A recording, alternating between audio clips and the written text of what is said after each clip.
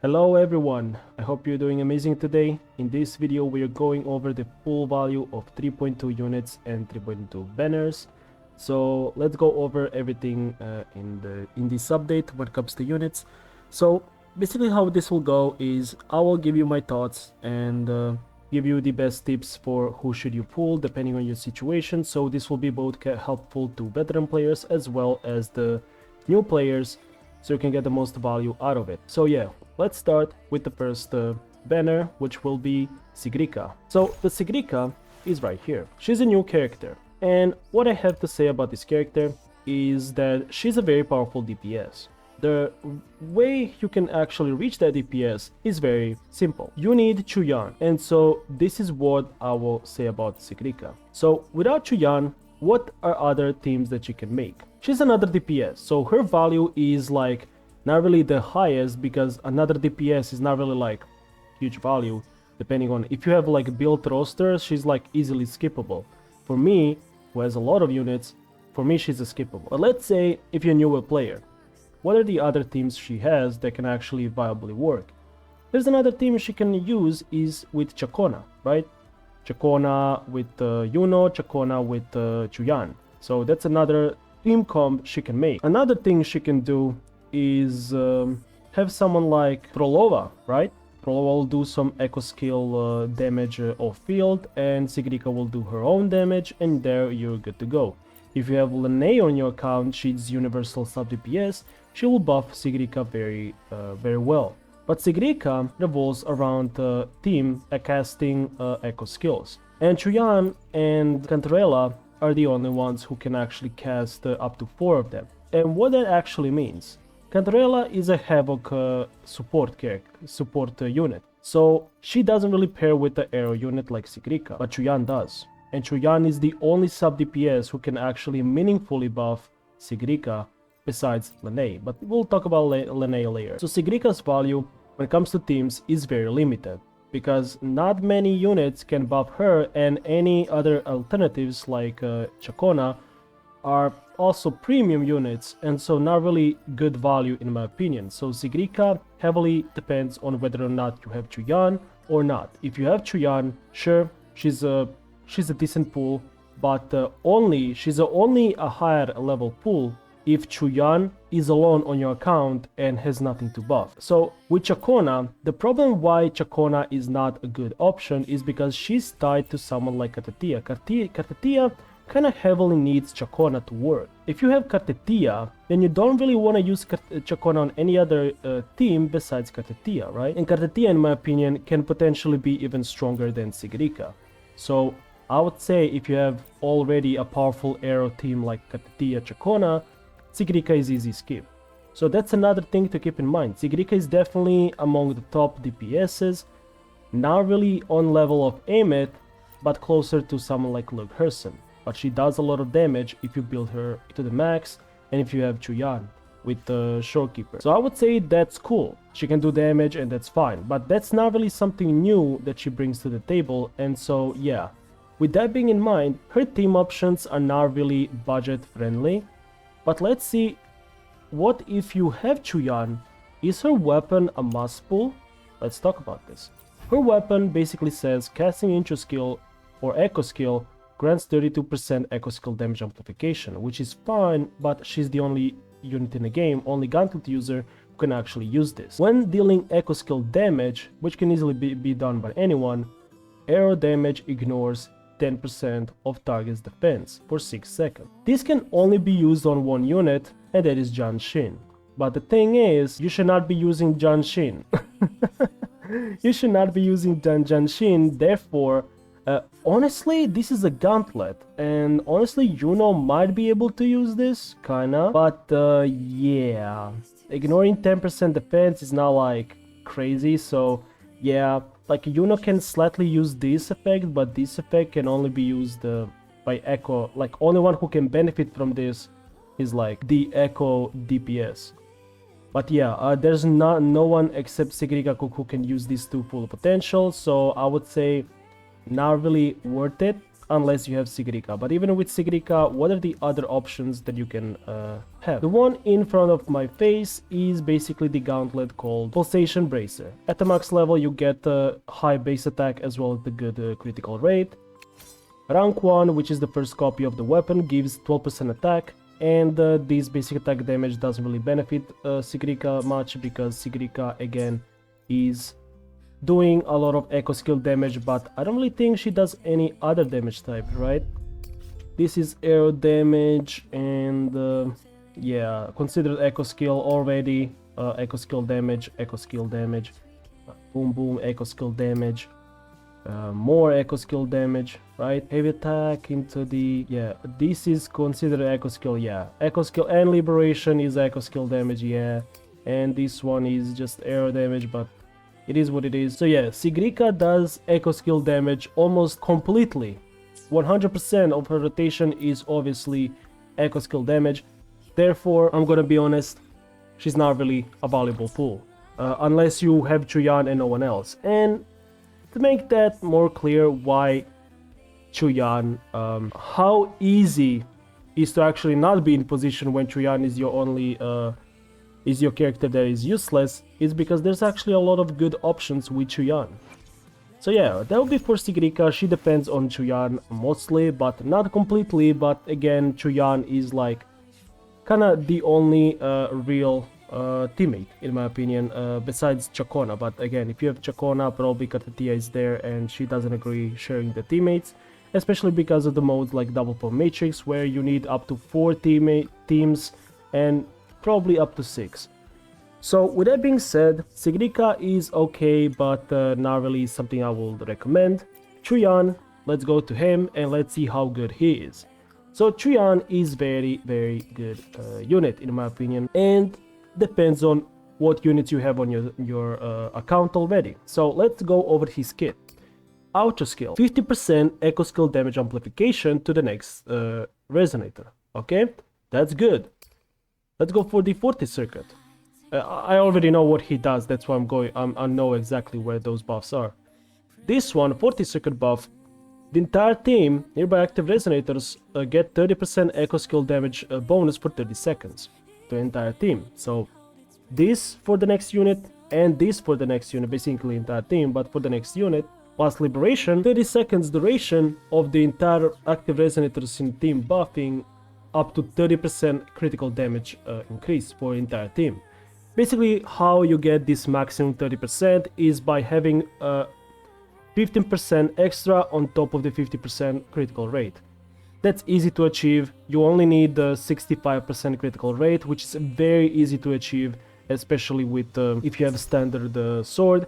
And this is the next thing we'll talk about. So as you can see, he has a lot of buffs for echo skill damage dealers. And when it comes to teams, let's actually show you how many teams he has. He actually doesn't have many, but they're actually right now, if we don't count SIGRIKA, before SIGRIKA, how many teams he has? He actually has 3 teams that they're doing very well. First one is his best team, which is Galbrena. Galbrena benefits a lot from QIUYUAN, the most, and Galbrena, in my opinion, is a bit more budget friendly than SIGRIKA, because Galbrena also does heavy attack damage and echo skill damage in the same kit. So she benefits from 4-star like Mortefi, so Galbrena, in my opinion, is better if you already have her. So if you have Galbrena, there's no need to pull SIGRIKA, because QIUYUAN is already taken away by Galbrena. Now if you're using QIUYUAN as a main DPS, Yuno and Chacona are decent options, but again, I wouldn't really make this team unless your roster is like filled with a lot of units, so you can make enough teams.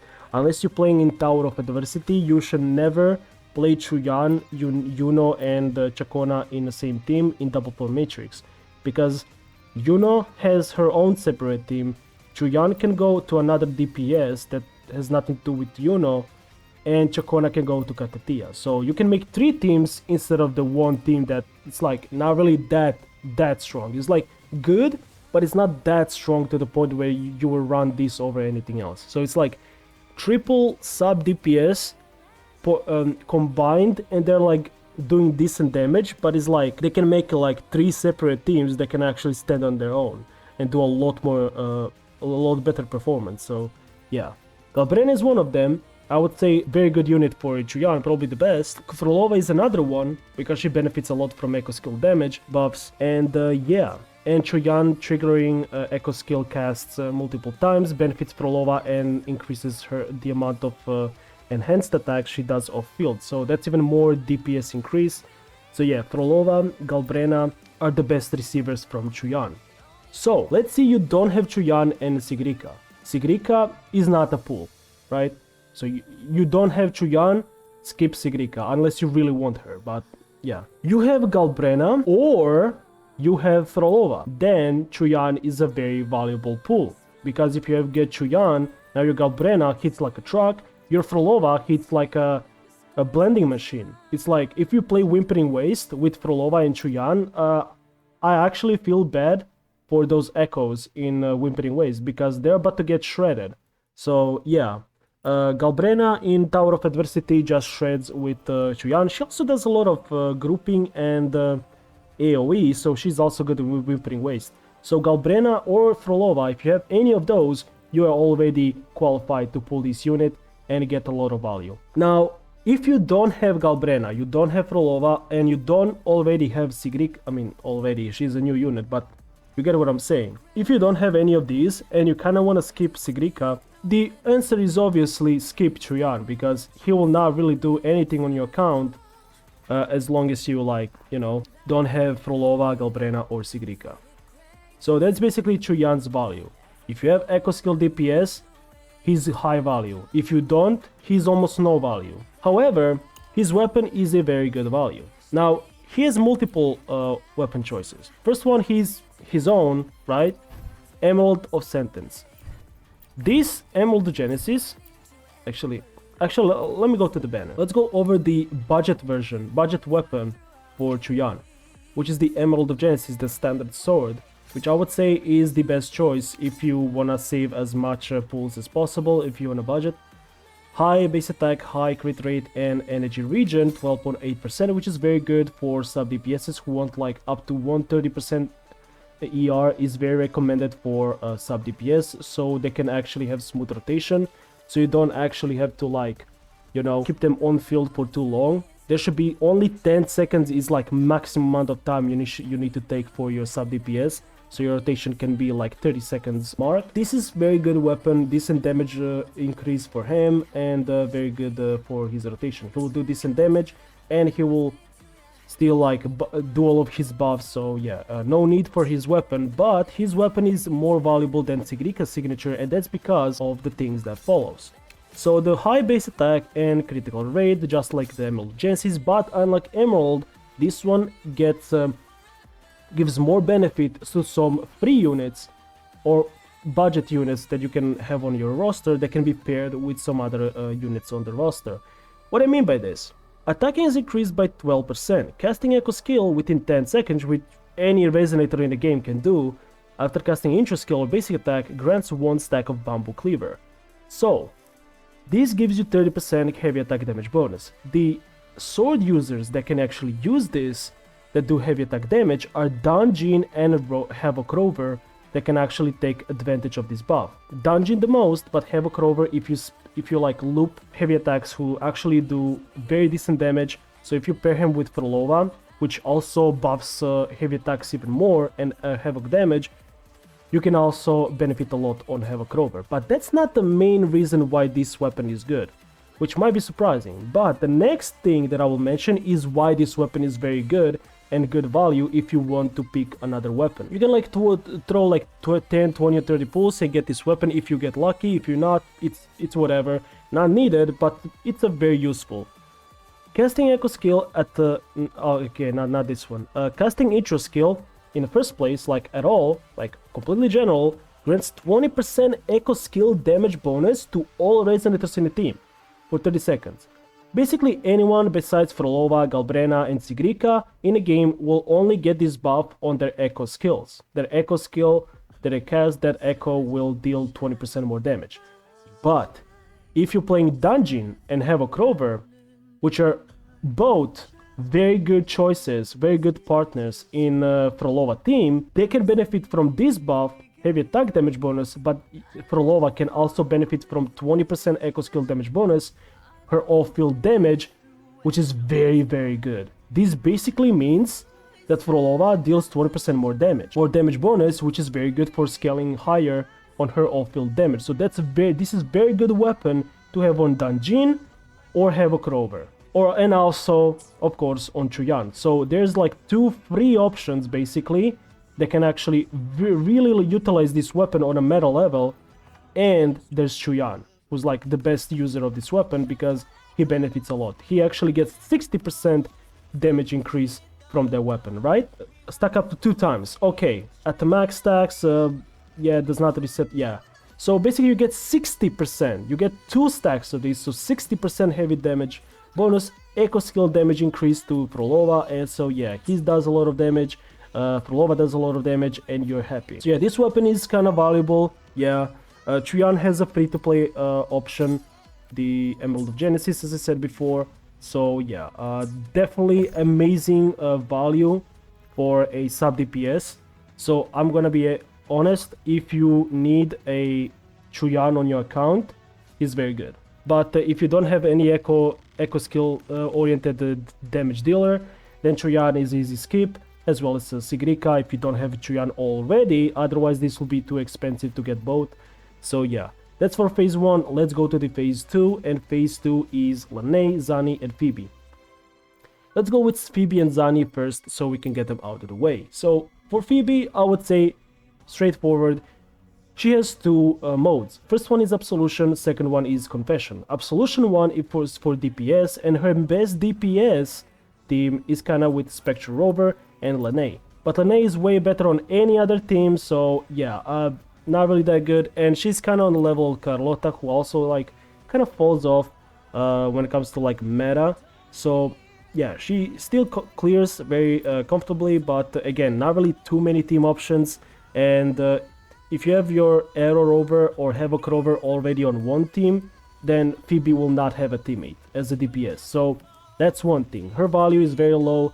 Her Confession mode, however, is a very good sub DPS mode that actually buffs ZANI a lot because it inflicts a lot of frazzled stacks. And now let's go over the ZANI's value. But first, let's mention the weapon. For PHEOBE, there's actually no good weapons from the standard loot pool.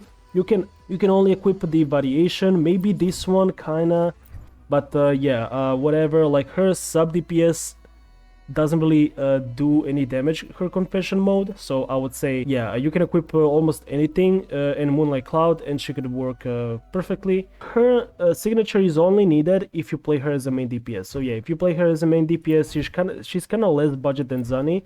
So yeah, her most competitive state is basically Confession, which is sub DPS, and yeah, so that's basically about it. Let's go for ZANI, and ZANI is basically, I would say, very goated among the quick swap players, but very underwhelming among casuals. That's because ZANI has very heavy kit that requires a lot of game knowledge when it comes to like game mechanics and stuff.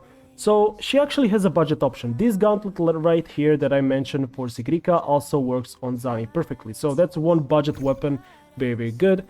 When it comes to the main DPS, ZANI on a high skill level can, with quick swapping between her and PHEOBE, she can actually reach the DPS close to even aim it. So I'm gonna be honest, ZANI is a very powerful DPS, but only if you're very, very good with game mechanics, like quick swapping and like maybe some cancels, but usually quick swapping with PHEOBE is what's needed. And now let's go to the actual harsh truth about ZANI. For casual players, as I said, she's a terrible unit and terrible value. But when it comes to team options, there's only 2. And there's, honestly, if you're not trying to cope, there's only one. And that's with PHEOBE. And because of that, she's only PHEOBE is good with ZANI. I'm gonna be honest, that's not good. Because PHEOBE, again, without ZANI, as I said before, she's not really a good unit anymore. ZANI needs PHEOBE, otherwise ZANI's kit doesn't work, because they designed ZANI's kit to be basically blazing stacks and frazzle stacks getting consumed. And PHEOBE inflicts a lot of frazzle stacks. ZANI converts those stacks into blazing stacks, and those blazing stacks are basically responsible for you dealing damage. So basically that's your forte circuit. The more forte circuit you have, the longer you're dealing damage. As soon as you lose that forte circuit, you're not dealing any damage anymore. The only second option there is with Spectral Rover. This one also requires quick swapping, but Spectral Rover doesn't give nearly as much frazzle, and so what I want to say, without Phoebe, skip ZANI, and without ZANI, obviously skip Phoebe. So if you have one of them already, you can just get another one, or if you don't have any, just ignore them, skip them, because it's not worth the effort and the sanity. So yeah, that's for those. Those are like the second phase characters, but yeah, let's go to the last and not least, which is, in my opinion, the MVP of 3.2, and that is none other than LYNAE. So LYNAE, I'm gonna be honest, this one will be a very simple one. The first thing I need to mention is she's a sub DPS, and as a sub DPS, she's a very powerful sub DPS. Look at her Ultra skill. She incoming resonators gains 15% all damage amplification and 25% liberation amplification for 14 seconds. Liberation ability. Casting this skill increases the damage dealt by all nearby resonators in the team by 24% for 30 seconds. So 24% damage increase, 15% amplification for general use case, and 25% for liberation as well on top. Now let's talk about her echoes, which also are responsible for a lot of buffing. So granting 10% all attribute damage bonus to the next resonator that casts an intro skill after LYNAE. So that means another 10%, that's 34% at this point, and with the set of 50% on the baseline and up to 15% based on the tune break boost, LYNAE makes sure this is like at the max stacks, so that's 30% extra attack increase, plus LYNAE can hold static mace. So that's another, that's another 10%, so that's 40% attack increase, 34% damage bonus, plus 15% amplification for all DPSs in a game, plus 25% extra amplification for liberation if you're liberation DPS. So let's say one more thing before we start seeing. By the way, as you can see, static mist is a standard weapon, so I'm gonna be honest, her weapon is good on her, but it's not needed because static mist is just that good. Like, static mist is just too good. So this weapon is a standard option, so another W for LYNAE as well. I already have rank 2, I'm having amazing time, and she does a lot of damage with this one as well. And the reason why she does a lot of damage is because I have her on Tune Rupture. When I'm using her in any team, the more damaging mode, resonance mode, is Tune Rupture, because when you're on Tune Rupture, you know when you feel that concerto bar, right? Not concerto, but tune break bar. As soon as you activate the tune break skill, right? As soon as you activate the tune break skill, you deal some damage. But LYNAE will deal this damage on top of that tune break. So as soon as you activate tune break, she will do this coordinated damage as well. Tune Rupture response, spectral analysis. This does a lot of damage. This is 120k extra damage on your rotation, and she does a lot of the damage herself. You can see the high multiplier here, some more multipliers here, very decent damage here, 870. This is like 100%. This is like like 90, 96, and this like a lot, like over 1000% multiplier. Decent intro skill, this like does decent amount, all this is like fine, but at the end of the day, this all does very decent damage. She does decent damage very fast in less than 10 seconds of the rotation. Incredible ultra, incredible ult. And let's just take a look on some of the units she can buff. When I say what units she can buff, let's just first say what units she can't buff when it comes to DPSs, of course. ZANI, and yeah, that's it. Besides ZANI, any other DPS in a game will just benefit from LYNAE. That's it. So Zhang Liao, who's Liberation Scaler, will benefit even more from her. Brand, who's a basic attack user. He can also benefit a lot from those general buffs from LYNAE. Phoebe with Spectral Rover and LYNAE does decent damage. Chisa from support becomes a very decent DPS. SIGRIKA, very good alternative for SIGRIKA if you don't have QIUYUAN. Almost as good, but slightly behind QIUYUAN. She makes Danjin feel good. Encore, Jian, Calcharo benefits a lot. Calcharo actually feels good with LYNAE. Jinxie, kinda Camellia, but Carlotta feels very good. Katetia can work very good when it comes to like damage wise. Lupa feels like a good DPS. Frolova, Augusta, Yuno is a liberation. Currently Yuno's best DPS team when she's a DPS, her best in slot sub DPS is LYNAE. So if you're someone who has Yuno and want to use her as a main DPS, LYNAE is the best option. The next one is Galbrena. Galbrena also benefits a lot. Then Amate is the best liberation DPS in the game right now. That benefits a lot, fully benefits from LYNAE buffs and the Tune Rupture abilities. So she benefits even further from LYNAE. So LYNAE's best DPS that LYNAE can buff in the game is Amate. And Luke is right after Amate. The Luke Hersen is the next best DPS that she can buff. And the Changli, and even Havoc Rover and Spectral Rover, but usually Havoc Rover because he's a DPS. He's a beast with LYNAE on the team. So LYNAE makes Havoc Rover hit like a truck. He's very powerful with LYNAE, and so yeah, I would say LYNAE being almost the best in slot for every DPS in the game, almost 95% of the DPSs in the game. I would say LYNAE is almost a must pull. I would say actually I would prefer her to be a must pull because budget weapon, budget weapon, which is very good, also buffs. Echo said that buffs a lot if you have her, a lot of the kit buffs, and she has a lot of teams. Like you can put her almost anywhere besides ZANI. Katetia is like kinda okay, but it's like I would say don't put her there. But 90% of the teams in game benefit from LYNAE, and you'll only get better and better for LYNAE moving forward. Let me just give you an example how good LYNAE is. Shorekeeper is still considered tier 0 unit because she's such a great, powerful universal buffer. Very good, powerful third slot character. Frolova is also a universal DPS. Basically, once you activate her off-field DPS mode, you can just switch to another DPS, deal DPS, where she also does her DPS. So that's also very good for Frolova. So Frolova, Shorekeeper, and now LYNAE are the best, most valuable units in the game right now. And the reason why is because LYNAE is the best second slot, Shorekeeper is the best third slot, and Frolova is the best first slot because you could just put her on the second slot as a second DPS and put another like main DPS alongside her. So honestly, she's among the top.